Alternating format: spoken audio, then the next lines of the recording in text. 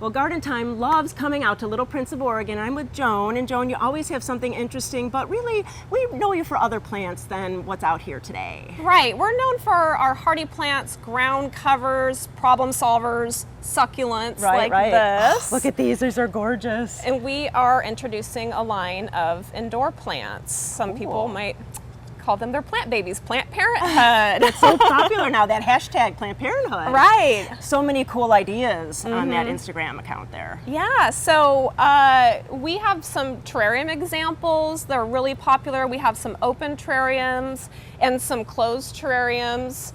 And on our Facebook and Instagram, you can see we have done some polls to see which ones are the favorites. Well, fun, and always giving ideas to us because we can copy these ideas, which is so great. Sure, of course, please do. And really, you're going to give us some ideas. These are a wonderful collection, so we're going to go a little bit more in depth about some of these, so tell us about these. These all do really well in closed terrariums like this.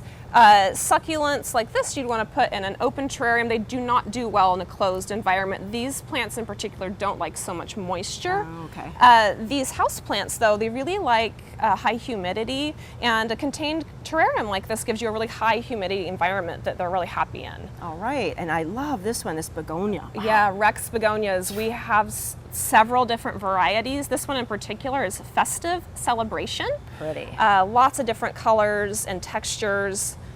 Really fun. And then I see so many different ferns. I mean, I know ferns, but man, it's hard pressed to say this is a fern. Right. This is a heartleaf fern, and look at Beautiful. heart-shaped foliage. So cute. We posted this on our Facebook, got lots of compliments, and people wanted to know what it was. And look at this one. That's the antenna fern. It almost looks like two different plants put together. Right? And different colors. Look at that silver and green on that. It's such a delicate frond. Nice variegation on that. And what are these two down front that look like they're so flat growing? Those are selaginellas, and those do really well in a closed terrarium. They really like high humidity, although in Oregon here they are hardy outside if you give them enough moisture and enough shade. And I think it would be a nice ground cover outdoors, but like a ground cover for a terrarium would be kind of cool. Really pretty, really pretty. In our closed terrariums here, we have some what's called baby tears, which is another low grower, but a selaginella would pop right in there just as easily. And if you find a plant like this, don't be afraid to just rip it in half, right? I'm just gonna go crazy like an animal right here. Rip this puppy in half. Don't be afraid to get really down and dirty with your terrarium. Right, because it's a small space, so you have to make the plant small to fit. Exactly, and your terrarium is always gonna be growing. People think that you've planted it and that's it. It's always gonna be growing. Don't be afraid to prune. That is a great idea because it's going to be like any other kind of small container. Right. Wonderful, wonderful. And we have to talk about these two plants really quickly.